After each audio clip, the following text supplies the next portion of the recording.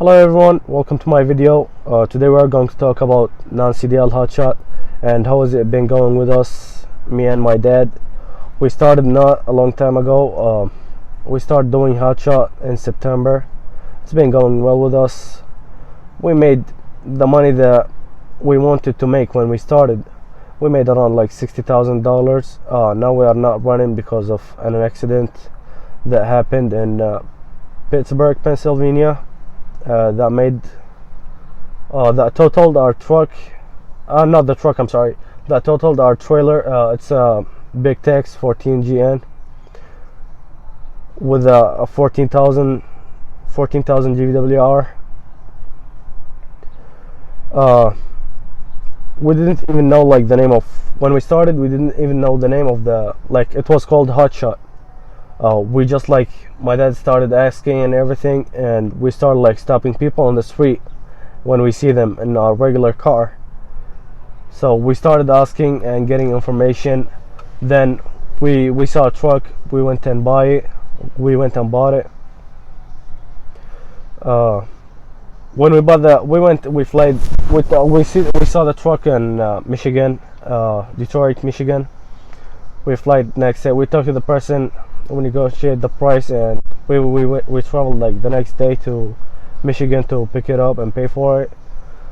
And after, like, that was in August, after we just got like the truck. In like 2 weeks we got MC number, and I mean after 2 weeks when we got the truck, we got the MC number and DOT number, and after that I got the insurance. I am managing everything, like calling. I even dispatch my dad and dispatch myself. When we got the MC number, the DOT number, we went and bought the trailer. After that, we got the insurance on it. We got quoted, like, I live in Illinois, Chicago, Illinois, so the insurance in Illinois is high. We are paying like around $36,000 a year. Our payment is like around $2,500 a month. So when we got the insurance, we started doing let me check what's the app called. We started hauling with the like regular app. I forgot what's the name of it. I don't have it right now because we're not doing it. They take a lot of fees and stuff. Our first load was from Chicago to Grand Rapids, Michigan, and then we came back in the same day. We came back with a boat stand. I don't know what it's called. Yeah, we came back with a boat stand, and we got it all the way to like close to Minnesota. It's in Wisconsin. And after that we came back, and it was the same app. We did not even like get the load board. Now we are using truckstop.com. The same day we dropped the sailboat in Wisconsin. We came back to Illinois. We picked up a trailer. It was like the guy told us it was like around 6,000 pounds, but it was way more than that. It was like around 9,000 pounds. We loaded it, and it was paying only $600. But when we got there, they said they don't have anything to unload it. So my dad just like released. It was air trailer, a trailer that has air brakes, and so my dad just released the brakes, and we got it down with the forklift the guy brought. So we just like, my dad just released the brakes, and we started like, I started going forward, and my dad with the forklift started like putting it up and down. So we got it down, and we told them that just getting it down we are going to take like $300. So they gave us the money, and we got it out like for like, when we got out of there we had like $900. It was a great run. Like, it was only 230 miles from Rockford, Illinois to Grand Rapids. So the same day we came back to Chicago. next day, we started like looking for load boards and started asking in a trucking group. So they gave us truckstop.com, and the same day I got truckstop.com, I joined the factoring company. It's with the same company as Truckstop. It's called Truckstop Factoring. So we got the Truckstop. We got on the load board. We started calling, and the first load we got on the load board, it was a container going from Chicago, Illinois to Detroit, Michigan. It was like a Canadian container. So on the same day we came back empty. It was like $600. We came back empty because we couldn't find the load because it was like too late. And my dad said, let's go back, it's not worth it like staying here until the next day. And the next day I found a run for him. It was from Chicago, Illinois to Idaho. Yeah. And it was paying really good for like 3 pipes that's like 3 inches. In the same day I found the car at night. It was going from Wisconsin to the same place, to Idaho. So I booked the car, and it was a Range Rover. We put it over the pipes in the middle of the trailer because the pipes are like really low. They're like small pipes, and the car was paying around like $800, and the pipes were paying like $3,800. They needed like ASAP. So my dad went, and my dad first he said like let's leave. But then at night when I found the car that was going from Milwaukee, Wisconsin to Idaho, I told him like, why don't you wait until the morning? So when I contacted the guy with the Range Rover, I told him, can we pick it up like at 4:30 in the morning? He said that will be fine with him. So we went and got the car, and I did not go with my dad first because he said like, I need you here like to find me a load from Idaho coming back to here or to anywhere. So I think he delivered it in 2 days. It did not take that long because we were not doing the ELD thing, the electronic logbook, and how many hours you can drive per day. After that I told him that we need there is like a rule. We need to do only like 14. The shift is like only $14. 14 hours a day, and you can drive on like 11 hours. So I told him about it, and after that we got with the ALD company, and we did not even like use it at the same time. It took like 2 weeks to come in the mail. After we got it, we plugged it in the car, and we did not even like use it. We did not use it at all. Like, did not use it to like do the lock thing or anything. So after that, the load from Chicago, Illinois to Wisconsin. Then we headed to Ohio.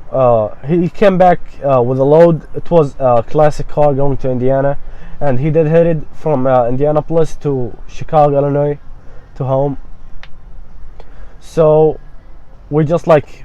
Well, I started working things out, and after that my dad like told me I need to negotiate the prices, and I started asking for like, if the load's like $4,000, I'll ask for $4,800. If they like give it for like $4,500, I'll take it.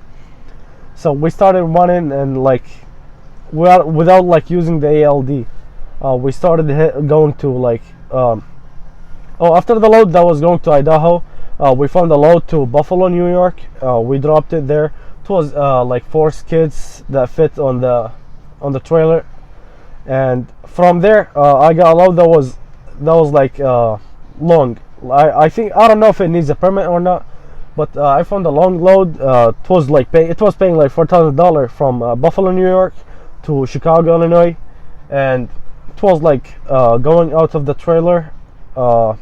It was off of the trailer like 4 feet. Our trailer is 33 feet, and we got the load that was 37 feet. So we just grabbed it and came from Buffalo, New York to Chicago, Illinois. And after that, like, we started like running and not stopping. He drops a load, and he's going to come back like right away if I did not find him the load in the same time.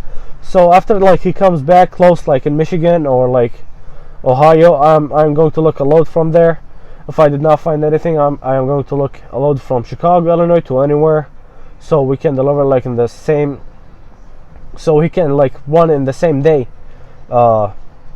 So we found a load to California. We are not allowed to enter California no more, because after we entered California the first time, it was in Fairmont, California. After we entered California, someone told us about like if you don't have a DEF, you cannot enter California. You have to like the truck that you are running, it needs to have a DEF. So if it does not have it, you are not allowed to enter California. So the first time when the police like saw us, you know, when you enter California, there's like a board there that's going to ask if you're like a US citizen or like some questions. And he was like, where is this load going? We did not tell him it was going to a person. My dad he told him like it was our stuff, like we are moving it from Chicago to California. And the first time we entered, after that my dad left California. He said, don't find me a load from California because I don't want to get caught with no DEF. So after he left California, I found him a cars. It was in Nevada. I found him 2 cars. Each was paying $1,000 coming to Illinois. It was not for the same person. One was on the north side close to O'Hare Airport, and one was on the south side. It was paying good. I mean, like leaving California with like 2 cars for $2,000, it was pretty much good. It was pretty good. So after he got the cars to here, it was then it started snowing. After that, we started like booking all the loads from Chicago, Illinois to Ohio to Pennsylvania. So after these loads, I started like booking to Texas, Louisiana, and Georgia. We never been to Florida because if you go there, like we've been there only one time. Because if you go there, loads are not really good. Like they don't pay good. So we came back. If you go to Florida, like 75% you are going to leave Florida empty. And so that's the reason I am not booking him loads that goes to Florida. And so he came back from Ohio. I found him a load to Ohio, and he came back. After that, the same day, we found out a load picking up in Wisconsin, dropping off in New Jersey. I don't know if it was New Jersey, like close to Pennsylvania. And the same day he dropped the load, he was coming back like empty because it was Friday. And when he was coming back, there is like a driver that hits the trailer, and he was drunk. He hit the trailer, and it was damaged. The trailer was bent. Gooseneck was broken, and my dad just like chained it and came back to Chicago. We are working something out now with the insurance, and they're like giving us the estimates and everything. And trailer's totaled now, because the way he see it, big techs cannot straight up the trailer because it's bent like this. So the ramps are broken, and one of the axles is like, when you go like 60 to 70, one of the axles is gonna shake. So truck and trailers are not like going to run good. And the same day he was coming back, the DOT officer pulled him over. We did not have the stickers on both doors, the MC number and DOT number on both doors. Only I think the driver's side. So he pulled him over for that. I think he was a DOT. He pulled him over for that. He gave him a violation, I think, like a warning, only a warning. It was not like anything. It was like just a warning, like we need to put the sticker on. And the same day he came back, he told me about it, and so I went and bought the sticker and just like put it on the truck. Doing HOTSHOTs it's a good thing. Like if you want to start HOTSHOT, do it now. Just start. You don't need like to wait for anything. If you have the money for the truck and trailer, go and buy it. We bought the truck cash.